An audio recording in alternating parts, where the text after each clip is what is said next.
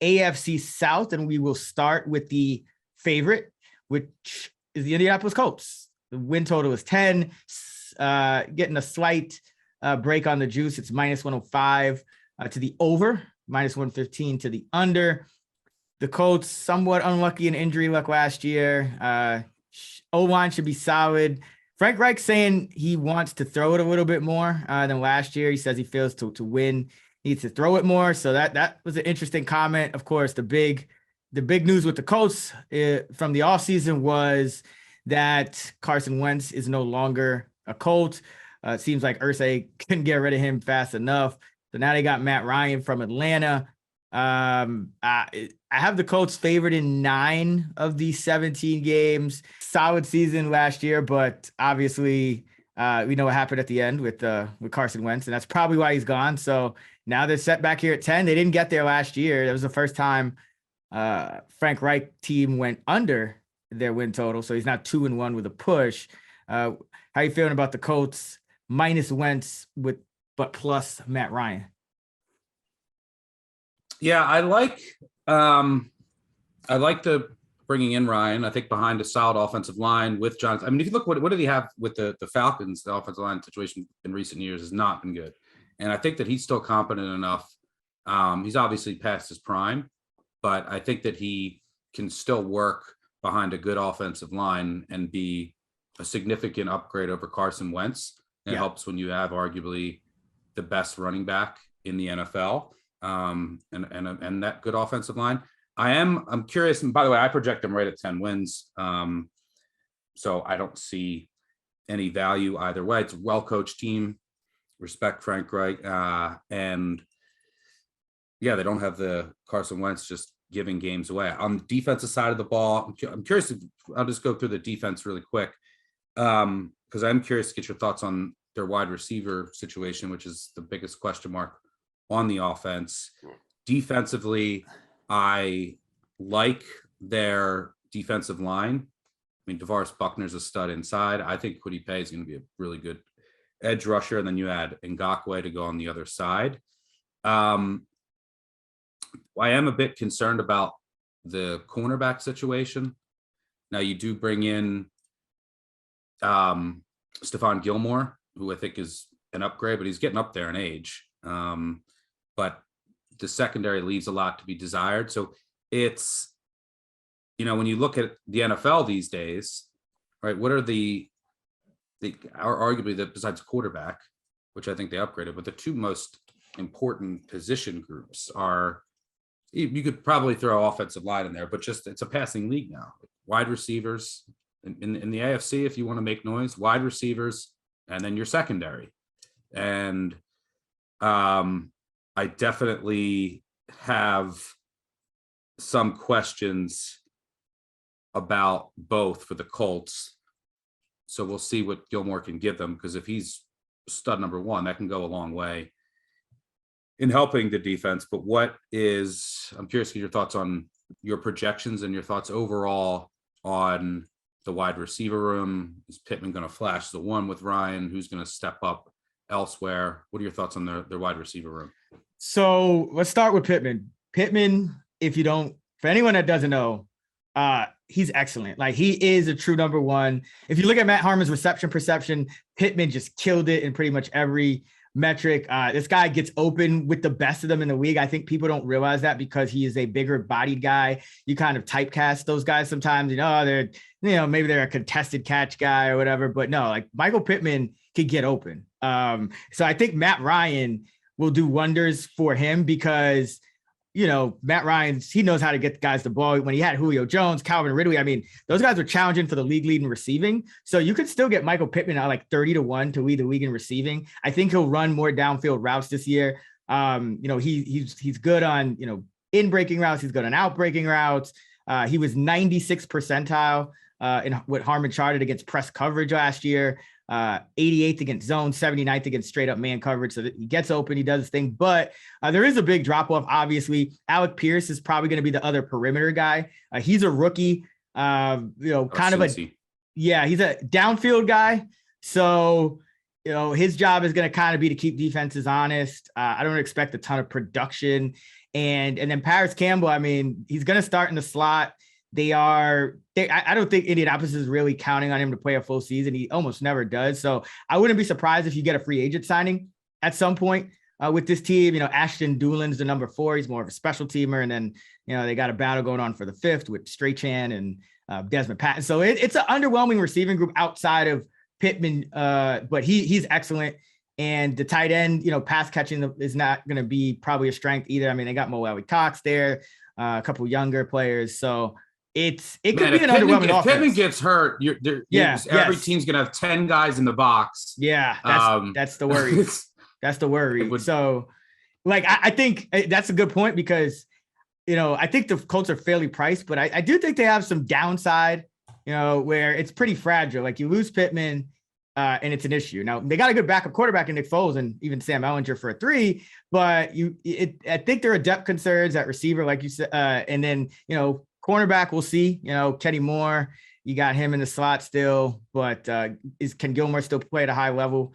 He has kind of been we thought he was going to drop off, and then he's still pretty good last year, and when he came back. So I mean, but you also Shaquille Leonard, he needs to stay healthy as well.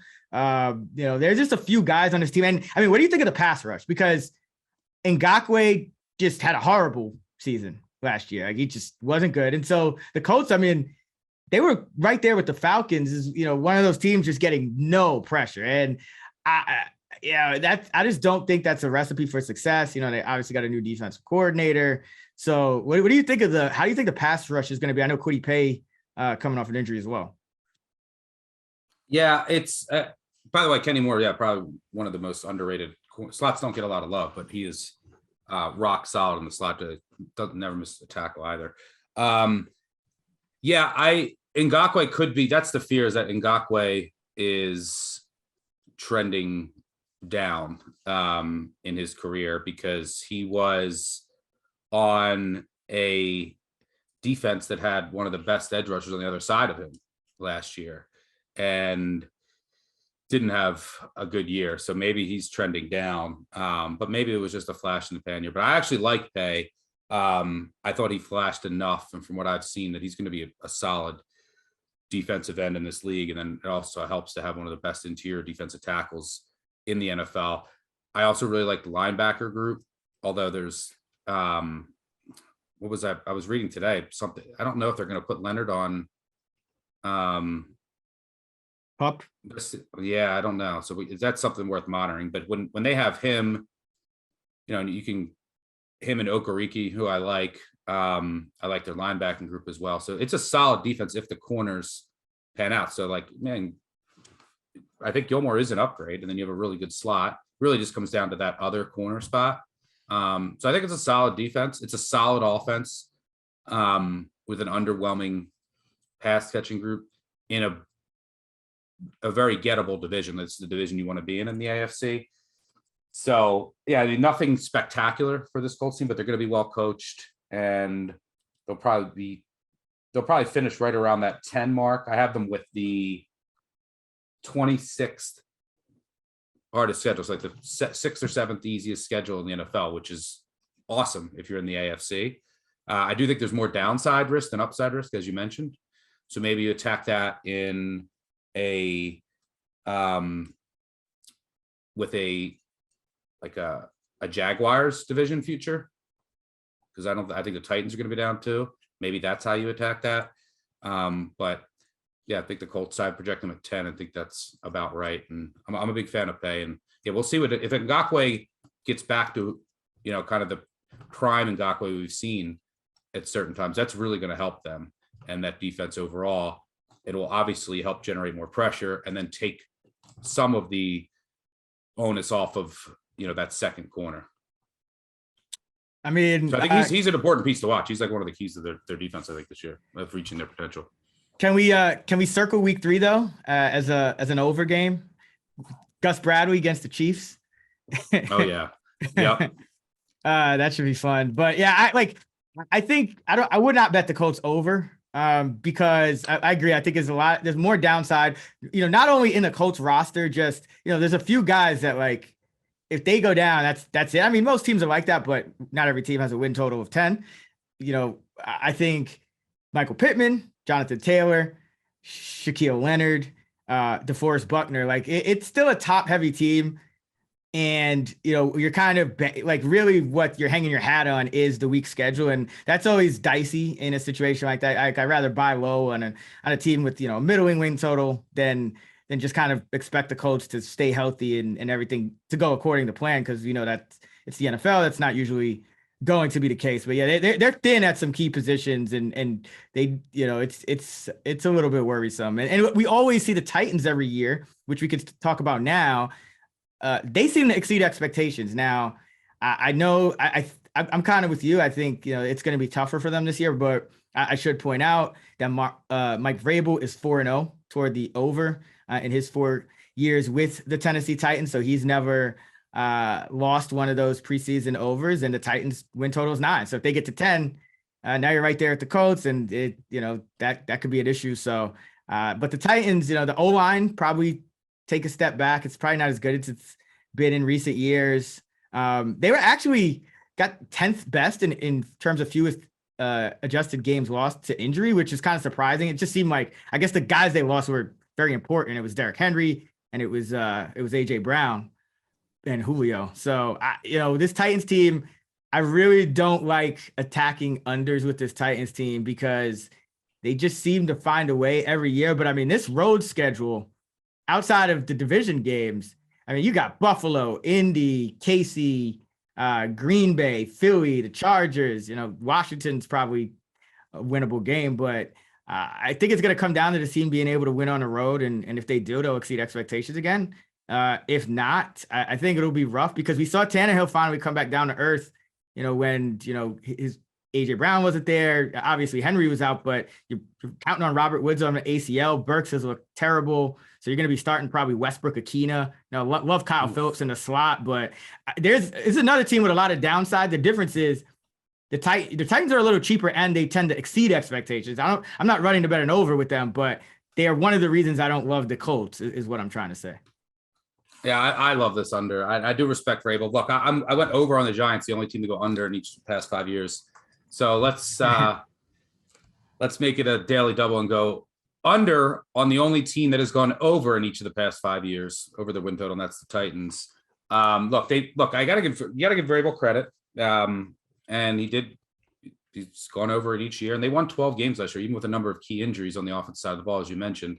However, this was basically like a 9-win team when you break it down. I mean, I did this with the Steelers, and one of their their only unlucky loss was they went 6-2 in one possession games. One of their only unlucky losses was against the Steelers, who I mentioned. And if you look back on teams that have won over 75% of their one possession games in the NFL over the past 30 seasons, major regression in general. Obviously, there's exceptions. These things are never a rule. But look, take a look at what they did last year. Down four. Here's their wins. Down 14 in the fourth quarter at Seattle. They come back, tie it, and they win by 3 in overtime. Remember that phrase, win by 3 in overtime. Again, they came back to win in the fourth against the Bills to win by 3 when Josh Allen slipped on a QB sneak inside the 5-yard line in the final seconds. You want another 3-point overtime win after trailing in the fourth? Well, they did that against Indianapolis. Then they beat the Rams 28-16. They were outgained 347 to 194. They averaged 3.5 yards per play to the Rams 5, thanks to Stafford just deciding to throw 2 pick sixes, or one that went down to the 1-yard line. He just gave him 14 free points. How about the Saints game with Trevor Siemian starting? Saints outgained them 373 to 264, 6.1 yards per play to 4.6. Saints, horrible. By the way, if you look at some of the officiating call, some of the major blown calls, timing of turnovers, this team was just so lucky all year long. Saints had a 2-point conversion to force overtime in final seconds, didn't get it with Trevor Siemian. How about the 49ers? Remember that game? They outgained the Titans 389 to 278, over 2 yards per play more. They had lost by what? Guess what? 3. Thanks to some Jimmy G gifts. And then somehow Trent Williams had 2 massive penalties that really cost them the game. And then with the top seed on the line in the finale against the Texans, statistically even game, they won by 3. I mean, they had 6 wins by a field goal or less. couple in overtime. Sometimes it's just your year, but it's regression candidate city. And I think they got significantly worse. I think the Jags will be better. The Texans are just going to be the Texans. And I think the Colts got better at the quarterback position. And the AFC in general got better overall. Look, the defense is solid. But it's not a defense that can carry you to wins in the AFC without an offense. And I think this offense will take a significant step back. And the offensive line is worse off.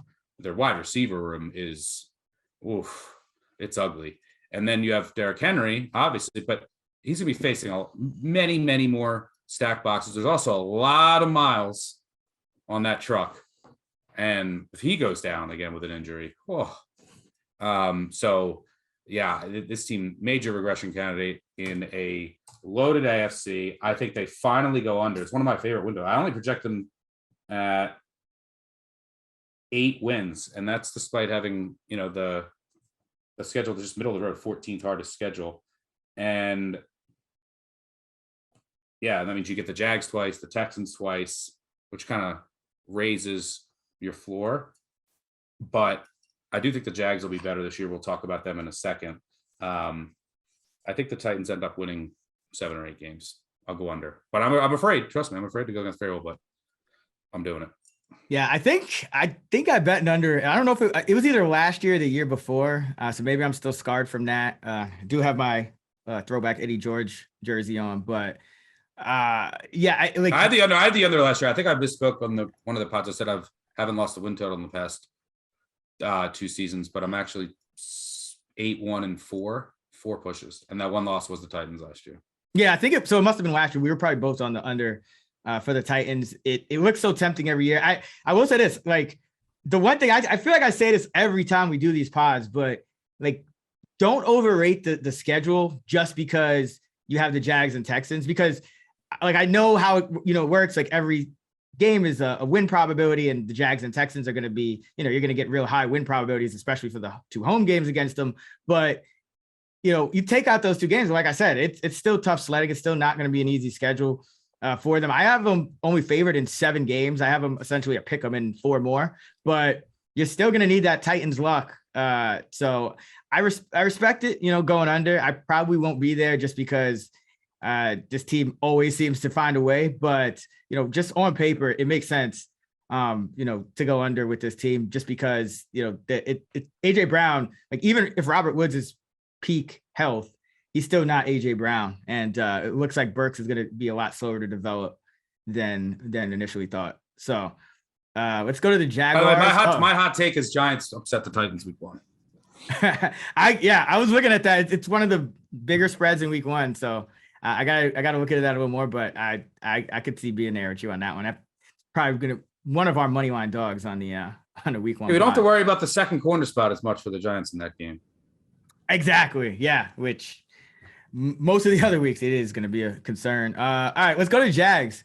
They are at 6.5 on the win total. The over, you're getting plus money at plus 110. The under is minus 130. It's still, the O-line could be a little better, but I still don't think it'll be great. I have them favored in 2 games, but do have them with quite a few games where they're within a field goal.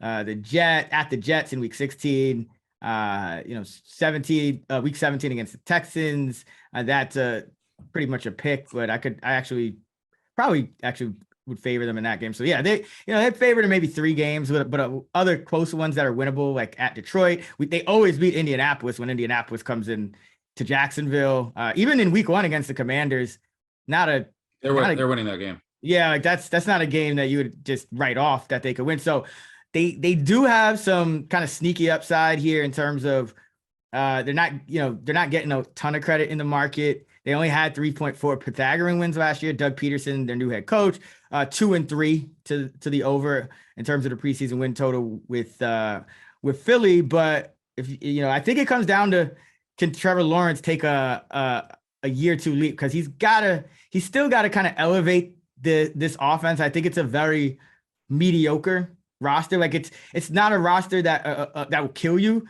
if your quarterback is playing well, which you could say that about a lot of teams, but I think Kirk is solid. Marvin Jones and Zay Jones. I mean, they're not the worst receivers in the league. They're not the best. And ETN should be solid. They got Sheriff on the interior. So, what are your thoughts on how Lawrence is going to progress now that he has having a full offseason without the shackles of Urban Meyer? Yeah, I think that I actually saw. I mean, statistically, you say, wow, it was bad for Lawrence, and the turnovers were bad. But I think from a coaching perspective, things could get better, and I trust his pedigree, and I think that he'll have a much better year, and that's what it's going to come down to. I think they upgraded. I think the offensive line is okay, it's serviceable enough. The wide receiver room is serviceable enough, but it has to be on Lawrence because the defense is going to be bad. It was one of the worst defenses in the NFL last year. And I mean, you had Darius Williams if they're down near corner, Shaq Griffin at the other corner. It's just a very I just look at the defense and you're very underwhelmed. It'll be one of the worst defenses in the league. So it comes down to Lawrence and coaching upgrade. And I think they'll be improved. I project them like 6.3 wins. I don't see any value with them, but I think that there is some downside. I mentioned downside risk with the Colts, and I'm really low on the Titans. By the way, my prediction: Jags beat the Titans in Week 17 to